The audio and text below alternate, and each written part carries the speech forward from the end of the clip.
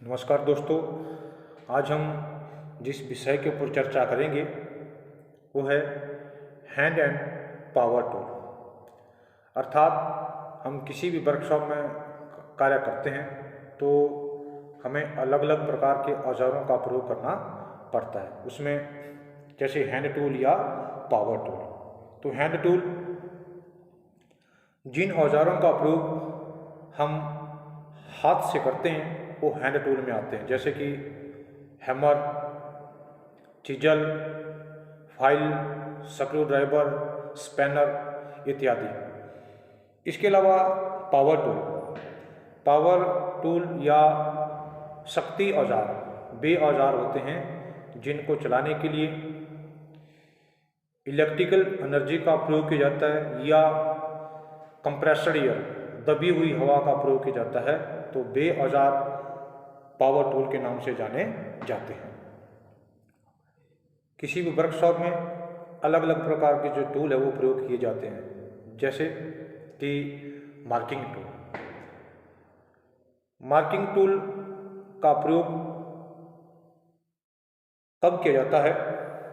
जैसे कि उदाहरण के तौर पर हम कोई मकान या किसी बिल्डिंग को बनाते हैं तो सबसे पहले उस जगह का जहाँ पर उस बिल्डिंग या उस मकान को बनाना हो उसका एक प्रॉपर डिजाइन बनाया जाता है और वहाँ पर मार्किंग की लाइनें खींची जाती है। उसके उपरांत ही उस जगह के ऊपर उस मकान या उस बिल्डिंग को बनाया जाता है ताकि उस स्थान का प्रॉपर यूटिलाइज किया जा सके और साथ में जो मकान है या जो बिल्डिंग है वो सही बने। तो ठीक इसी प्रकार से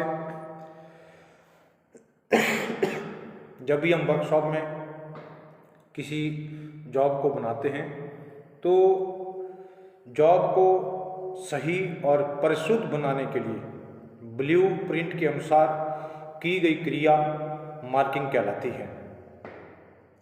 मार्किंग करने से हमें यह ज्ञात हो जाता है कि जॉब में सबसे पहले हमें कौन सी एक्टिविटी करनी है। जैसे कि जॉब जब बनाते हैं तो ड्रिलिंग करना पड़ती है, फाइलिंग करना पड़ती है, उसके उपरांत अलग अलग प्रकार या उसकी कटिंग करना पड़ती है। अलग अलग प्रकार की जो क्रियाएँ वो जो एक्टिविटीज है वो करना पड़ती है। उसके उपरांत ही उस जॉब को एक अलग सा डिज़ाइन दिया जाता है। और साथ में जो मार्किंग है तो मार्किंग करने से जो व्यक्ति उस जॉब को बनाता है उसको एक गाइडलाइन का कार्य करती है या उसके लिए परिपथ का काम करती है।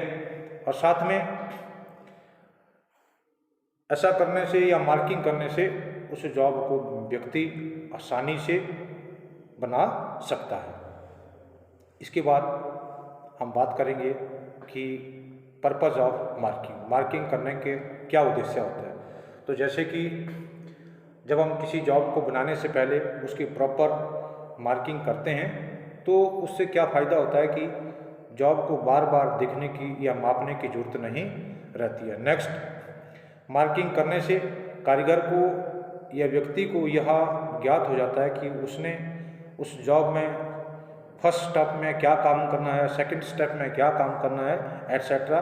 और प्रत्येक एक्टिविटीज़ को या प्रत्येक ऑपरेशन को क्रमबद्ध तरीके से करता है। उसके उपरांत मार्किंग करने से सबसे ज़्यादा जो बचत होती है वो समय की होती है, मतलब समय का एक प्रॉपर उपयोग किया जाता है और कम से कम समय लगता है। उसके साथ ही मार्किंग उस व्यक्ति के लिए एक गाइडलाइन का काम करती है और साथ में जो जॉब होती है वो भी कम से कम समय में तैयार होती है। इसके बाद टॉपिक आता है हमारे पास मार्किंग मीडिया।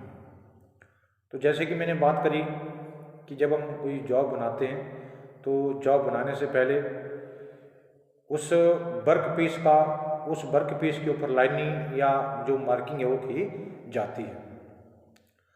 वो मार्किंग या वो जो रेखाएं हम खींचते हैं वो हमें सही तरीके से दिखे या उस वर्क पीस के ऊपर सही तरीके से लाइनिंग खींची जाए, तो उसके लिए हम क्या करते हैं कि जॉब के ऊपर पहले एक विशेष प्रकार के पदार्थ का एक लेप लगाते हैं, उसके उपरांत उसको सुखाया जाता है। सुखाने के उपरांत ही उसमें जो आपने जॉब का डिजाइन बनाना है, उस डिज़ाइन के अनुसार उस वर्क पीस के ऊपर जो रेखाएं वो खींची जाती है, लाइनिंग जो खींची जाती है, उसके उपरांत ही तो ये जो हम एक लेप या जो विशेष प्रकार का जो पदार्थ यूटिलाइज करते हैं, वह पदार्थ मार्किंग मीडिया का काम करता है या मार्किंग मीडिया कहलाता है। अब वो मार्किंग मीडिया अलग अलग प्रकार के जॉब के ऊपर प्रयोग किए जाते हैं, जैसे कि layout dye, white coating, Prussian blue, blackboard chalk और सल्फेट सॉल्यूशन। ये सभी चीज़ें जो मार्किंग मीडिया के रूप में प्रयोग की जाती है। तो आज के दिन के लिए हम यहीं तक डिस्कस करेंगे। उसके उपरांत मार्किंग मीडिया के ऊपर हम नेक्स्ट वीडियो के ऊपर डिस्कस करेंगे। तो थैंक यू।